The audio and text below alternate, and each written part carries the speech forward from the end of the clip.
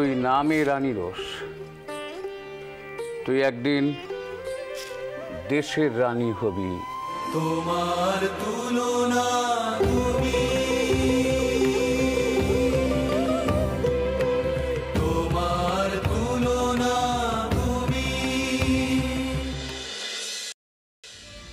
দেখো বাবা, তোমাদের তো অনেক বড় বাড়ি, ব্যবসা, তো সেই ব্যবসায় মানে ওই অশিক্ষিত কর্মচারীদের মধ্যে আমার রাম গোবিন্দর একটু ঠাঁই হয় না বাবা?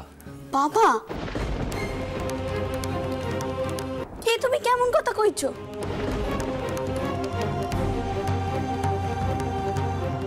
আমার শহর ঘরে আমার দাদারা আশ্রিত হয়ে থাকবে?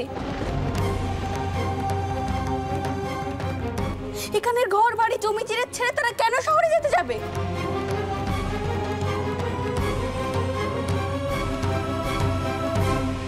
এসব তুই বুঝবি না মা, এসব তুই বুঝবি না। জমি জিরেতের কথা বলছিস? সে তো রাখালের দল যে কোনো দিন লুটপাট করে নিল বলে। আর ভিটে সে তো নিজের চোখেই দেখলি মা, জ্বালাতে এসেছিল তারা।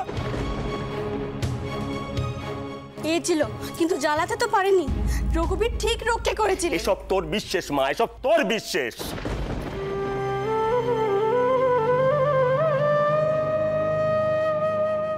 কিন্তু বাস্তবটা ভালো করে ভেবে দেখ মা, সেদিন যদি সময় মতো জামাই তার লেটেল নিয়ে উপস্থিত না হতো, এই ভিটে থাকতো? মারে, রাম গোবিন্দ তো সৌর বাড়িতে আশ্রিত হলে আমি একটু নিশ্চিন্ত হই মা। ওদের একটা গতি হলেই আমার কর্তব্য শেষ। বাবা, তাহলে কুটুম ঘরে আশ্রিত হয়ে থাকবে? তাতে তোমার মান থাকবে না বাবা। সবাই কইবে তুমি কুটুম ঘরের ওপর নির্ভর হয়ে থাকতে চাও, তাই আমাকে বেঁধেছো।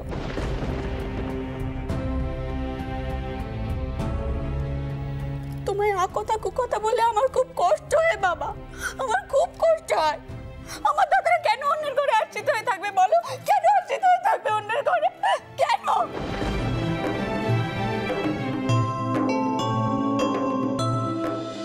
খেমি, খেমি, ও মেয়েকে তুই বলে দে, আমার মান সম্মানের চেয়ে পেটের ত্রাণ অনেক বড়।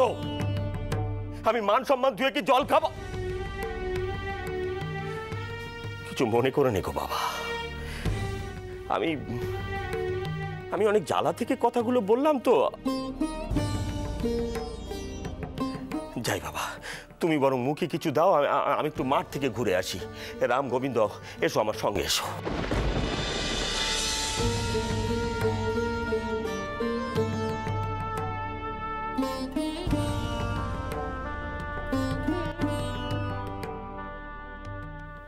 তুমি বসো না, বসো বাবা, বসো, খাও।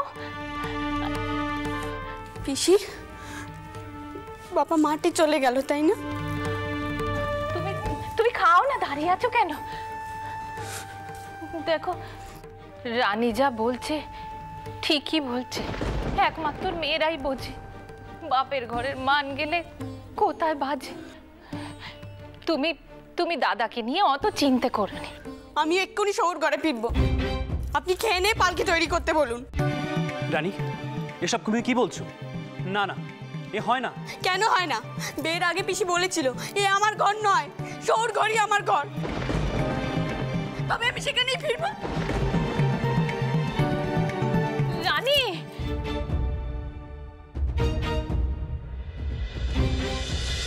দেখো, তুমি রানীকে কিচ্ছুটি বলো না।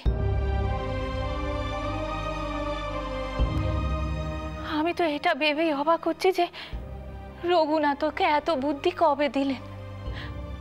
আমার রানী আর ছোটটি নেই।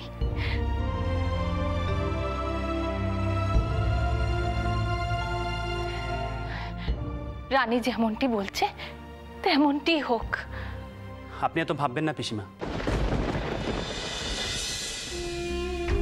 আমি যানবাজার ফিরে গিয়ে বাবা মশাইয়ের সঙ্গে রাম আর গোবিন্দর বিষয়ে কথা বলব। চেষ্টা করব তারা যেন এমন কিছু করে যাতে আপনাদের অপমান না হয়।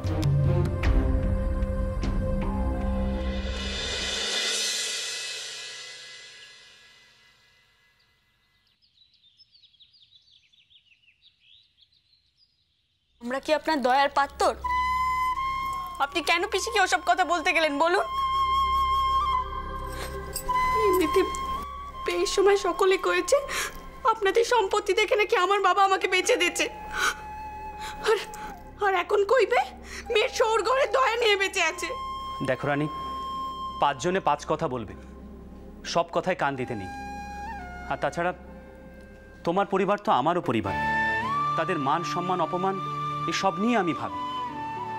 রানী, এখানে কেউ কাউকে দয়া করছে না, আমি শুধুমাত্র আমার কর্তব্য করছি। আপনি কি রাগ করলেন? পালকি ডাকতে বলেছিলে না, আমি পালকি তৈরি করতে বলেছি। এদিকে বাবা মশাই বলেই দিয়েছিলেন যে চানবাজারের বাড়ি থেকে খবর না গেলে আমরা যেন রওনা না দিই, কিন্তু এখন তো আমাদের যেতেই হবে রানী, নইলে তোমার যে মান থাকবে না। রানী, আশা করছি তুমি আমাকে বোঝার চেষ্টা করবে।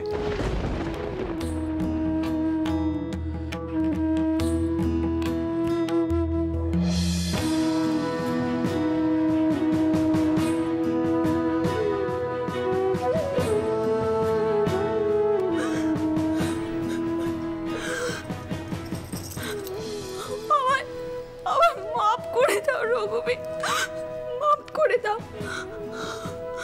ওনাকে আর কোনোদিনও ভুল বুঝিও না তুমি, কোনোদিন না। আমায় মাফ করো তুমি রঘুবীর, মাফ করে দাও।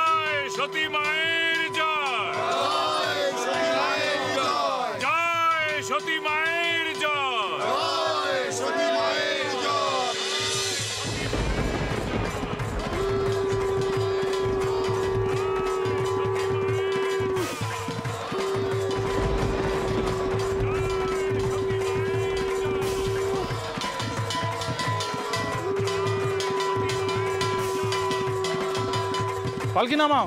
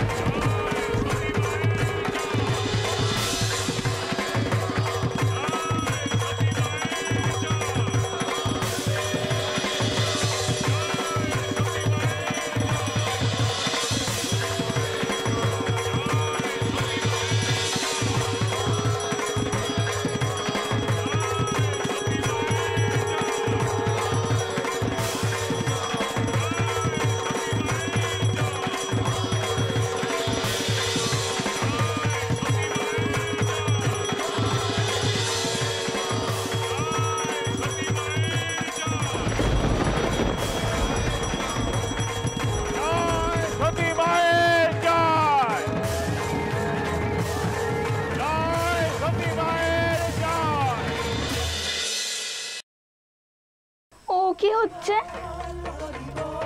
কিসের শব্দ?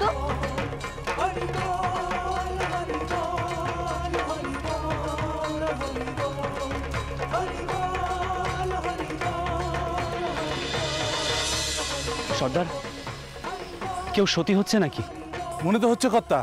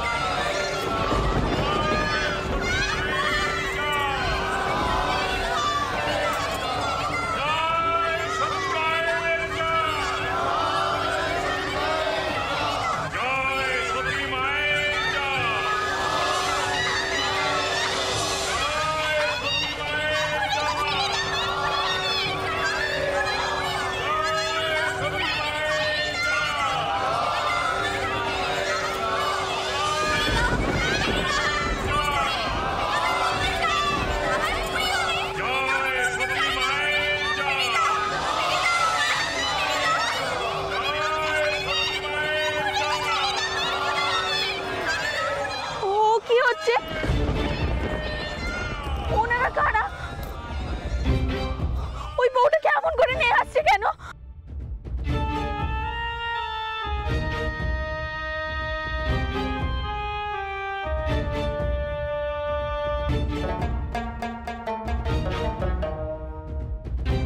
রানী, তুমি পালকিতে ওঠো।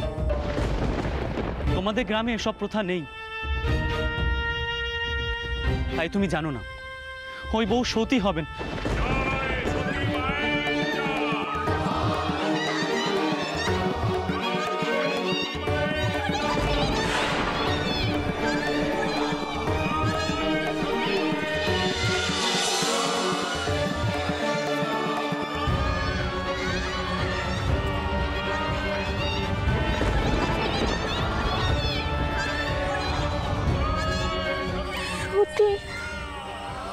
সতী হওয়া আবার কি? রানী, উনি ওনার স্বামীর সঙ্গে একই চিতায় উঠবেন।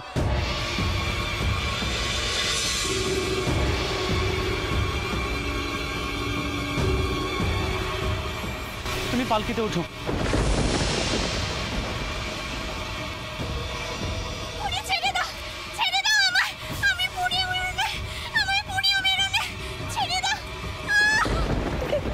কিন্তু কেন? ওই বউটা তো এখনো বেঁচে আছে, ও কেন চিতায় উঠবে?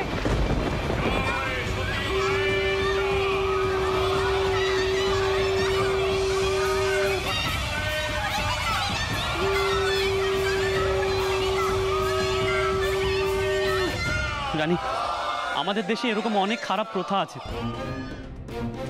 তোমাকে কোনটা বলবো? এই জন্যই তো রামমোহন রায় এসব কুসংস্কারের বিরুদ্ধে প্রতিবাদ করেন। কিন্তু আমাদের দেশে এসব কুসংস্কার বন্ধ করা সহজ নয়।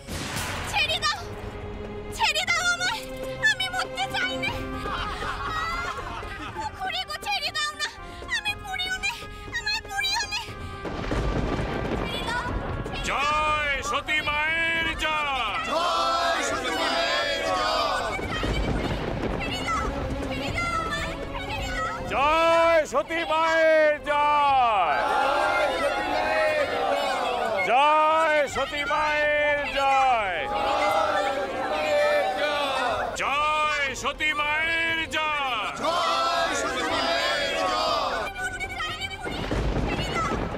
তুমি চলো, তুমি পালকিতে চলো।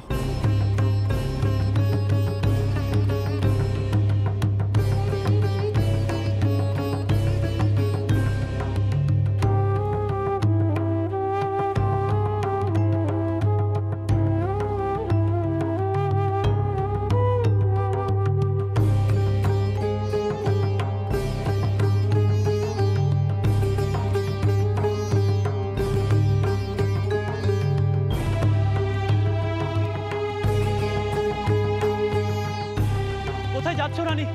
ছেড়ে দিন আমাকে, ছেড়ে দিন। ওকে রক্ষা করতে হবে, ওরা ওকে মেরে ফেলবে। ছেড়ে দিন বলছি।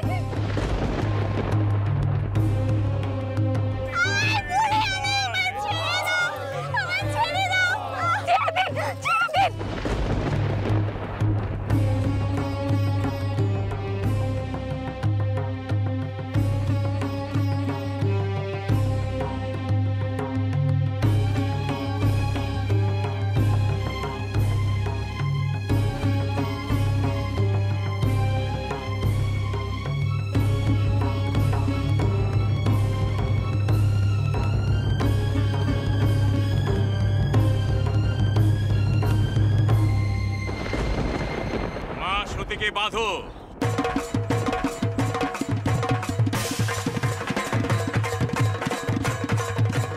জয় সতী মায়ের জয়। জয় সতী মায়ের জয়। জয় সতী মায়ের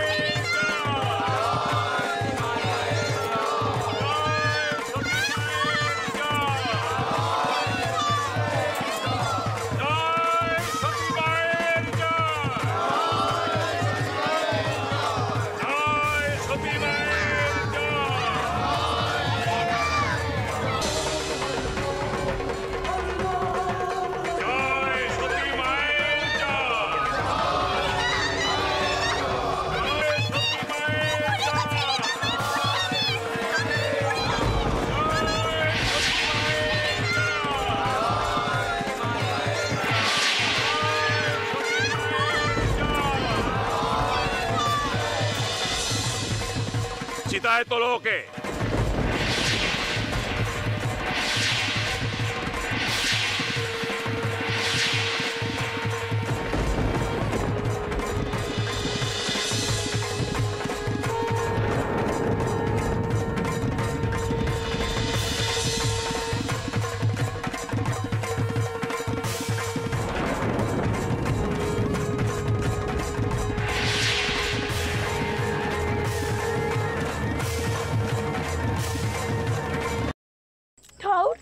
তুমি তো সবচেয়ে বড়, তুমি তো সকলকে রক্ষা করো।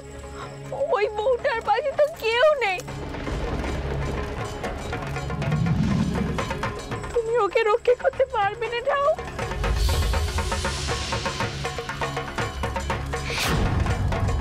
জয় সতী মায়ের জয়। জয় সতী মায়ের জয়।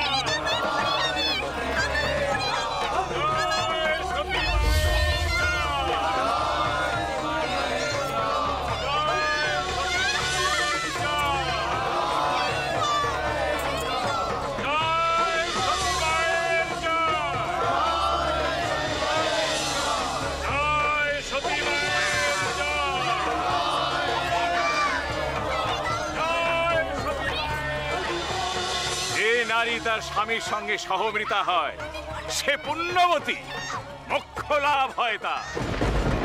বলো জয় মা সতীর জয়।